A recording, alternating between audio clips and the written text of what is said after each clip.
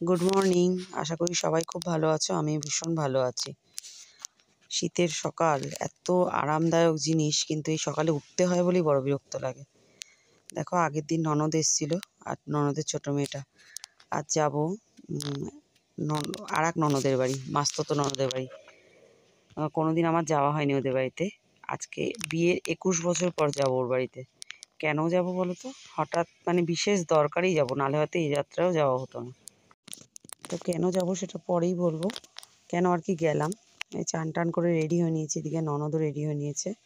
যাব হলো গিয়ে আমি, কর্তা, মেয়ে, ননদের ছোটো মেয়েটা, এই কজন মিলে যাব। নিমন্ত্রণই আছে বলতে পারো। আমি সব রেডি হয়ে বেরিয়ে যাচ্ছি। আর আমার ননদিনী রায়বাগিনী সবসময়তেই লেট, সব বিষয় লেট, সবার লাস্টে বেরোচ্ছে। আমার মেয়েটাও তেমন। এরা পিসি আর ভাইজিতে সব জায়গায় লেট। এই যে মেয়ে বেরিয়েছে, এখনও কিন্তু ননদ বেরিয়ে উঠতে পারেনি। তাই চিল্লাচিল্লি করছিলাম তাড়াতাড়ি বেরো, ট্রেনটা মিস হয়ে যাবে। এর বাড়ি হলো গিয়ে দত্তপুকুর। যে ননদের বাড়ি যাব ওটা হলো মাস্ততো ননদ। আমার কোথাওই সকাল সকাল যেয়ে ওঠার উপায় নেই, কারণ যতই আমি সকাল সকাল যাওয়ার চেষ্টা করি না কেন, যেহেতু শ্বশুর শাশুড়ি ঘরে থাকে, ওদের রান্নাবান্নাটা করে দিয়ে যেতে হয়। এই কারণে কিন্তু সব জায়গাতেই আমার দেরি হয়। এখন প্রায় 9:30 বাজে, আমার যাওয়ার কথা প্রায় 7টা 7:30টার মধ্যে। বিশেষ দরকার ওদের বাড়িতে, সকাল সকাল না গেলে হবেই না। কিন্তু সেই দেখো 9:30 বেজে গেল বেরোতেই। যাবো আমরা ট্রেনে করে। এখন এইটুকু জায়গা স্টেশন অবধি একটু হেঁটে যাব। তা স্টেশনটা আমার বাড়ি থেকে বেশি দূর কিন্তু নয়। একটু মিষ্টি নিয়ে নিই, মিষ্টি নিয়ে ট্রেনে করে চলে যাব। আর আগে ওর বাবা বেরিয়ে গেছে, টিকিটটা কাটবে, বললো তোমরা পেছনে আসো, এখান দিয়ে মিষ্টিটা নিয়ে নিই। প্রথম যাচ্ছি মাস্তাতো ননদের বাড়ি, আগে তো কখনো যাইনি। আগেই বললাম 21 বছরে প্রথমবার যাচ্ছি, তাই একটু মিষ্টি নিয়ে নিলাম। স্টেশনে এসে বসে রয়েছি, ট্রেন আসলেই উঠবো। আর শীতের রোদটা বেশ ভালো লাগছিলো। এখানে ওরাও রিলস বানাচ্ছে, মেয়ে দুটো। আর আমরা এই দেখো ট্রেন এসেছিলো, ট্রেনে উঠে পড়েছি। সকালের ট্রেন তো, সকালে দত্তপুকুর যাওয়ার ট্রেন, তাই ফাঁকাই ছিল একদম। দমদম আসার ট্রেনগুলোতে ভিড় থাকে, ওদিকে ট্রেন ফাঁকাই থাকে আবার পিস টাইমে। ট্রেন থেকে নেমে পড়লাম। দেখো এখানে একজন কি সুন্দর আঁকছিল, ওই যে মেঝের মধ্যে আঁকে না রাস্তায়, এত সুন্দর হাতের কাজ, কি বলবো, এত ভাল লাগছিল। ছেলেটা বসে আঁকছিল আর সবার কাছে পয়সা দিচ্ছিল। খারাপও লাগছিল, এত সুন্দর আঁকা, কিন্তু দেখো কোনো স্বীকৃতি পায় না এরা, এইসব আর্টিস্টরা। তা যাই হোক, এগুলো নিয়ে আমরা ভেবে কোনো লাভ নেই, কিছু করতেও পারবো। ট্রেন থেকে নেমে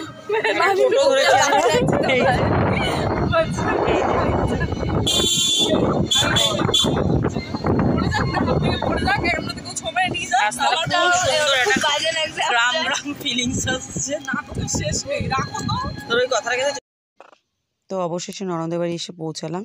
অনেকটা রাস্তা তো, হাসাহাসি করতে করতেই পৌঁছে গেলাম ননদের বাড়ি।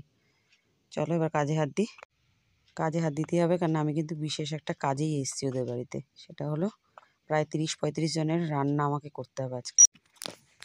আগেই বললাম 21 বছরে এই প্রথমবার ননদের বাড়ি আসলাম। মাস্তুতো ননদ, এর বাড়িতে কখনো আসা হয়নি। তাই এসেছি হলো গিয়ে, মাসি শাশুড়ি মারা গেছে, সেই জন্য ও একটা ছোট্ট মতন প্রোগ্রাম করছে।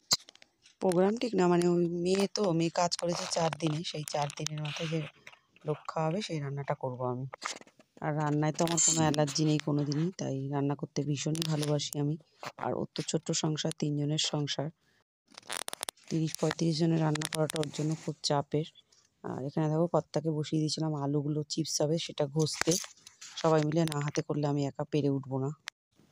এদিকে দেখো ঝটপট করে আগে চাটনিটা করে নিলাম, চাটনিটা করে নিলে ঝামেলাটা মিটে যায়। আর এদিকে মাছের মাথাটা ভাজা বসিয়েছি, মুগ ডালটা সিদ্ধ করে নিয়েছি। নিজের জায়গায় হলে একরকম, নিজের বাড়িতে রান্না করাটা একরকম, আর কারো বাড়িতে এসে অনুষ্ঠানে রান্না করা একটু ভয়ই লাগছিল। নিজেরা খাওয়ার মতন হলে একরকম হয়, কিন্তু যেহেতু অনেক লোক খাবে, 30-35 জন, আমার কাছে অনেকটাই লোক।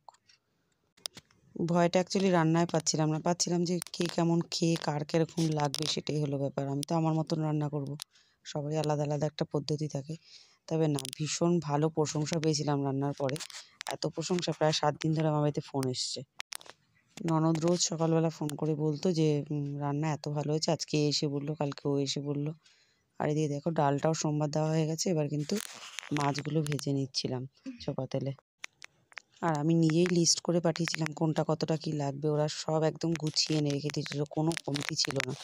অনেক সময় হয় না যে একটা কম আনে একটা বেশি আনে, নিজের আইডিয়াটা অ্যাপ্লাই করে, কিন্তু না, ও কোনো রকম কোনো কিছু কম না, যতটুকু যা বলেছিলাম সব এনে রেখেছিল।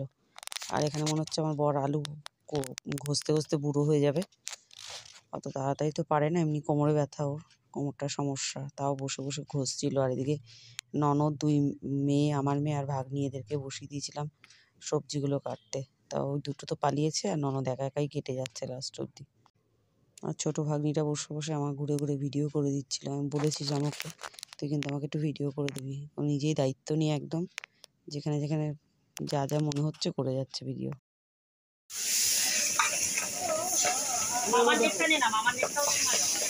তোমার তো ওয়াইফাই করা আছে।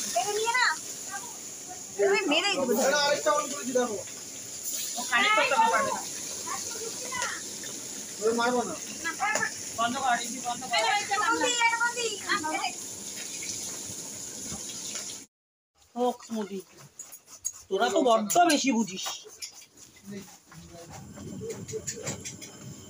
বলেছি একটু জল দিতে, বলতে স্মুদি হয়ে যাবে। কি রে ভাই, কম লঙ্কাই তো তোকে দিয়েছি আমি।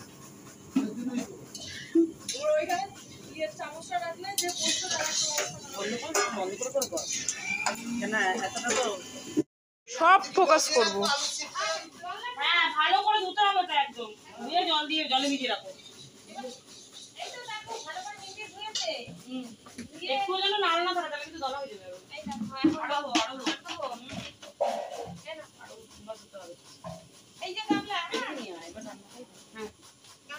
তুমি এদিকে ইয়ে করো না, আমি সব তুলে নেব।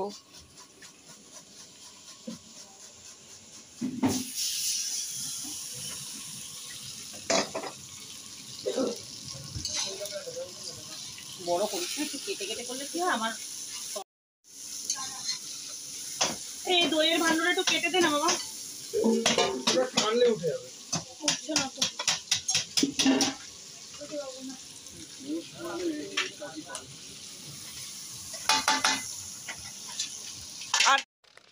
দেখো কাতলা মাছের কালিয়াটা খুব সুন্দর হয়েছিল দেখতেও, খেতেও। আর ডাল, এদিকে শুক্তো, আলুর চিপস, চাটনি আর ভাত, এই ছিল মেনু। আর একটা আর না, আর কোনো তরকারি ছিল না, এই ছিল মেনু। রান্না প্রায় শেষের পর্যায়ে, শুক্তোটাই শেষে বসিয়েছি, যেহেতু শুক্তোটায় দুধ দেবো, তাই গরম জলে ভালো করে কড়াইটা ধুয়ে নিতে হয়েছে।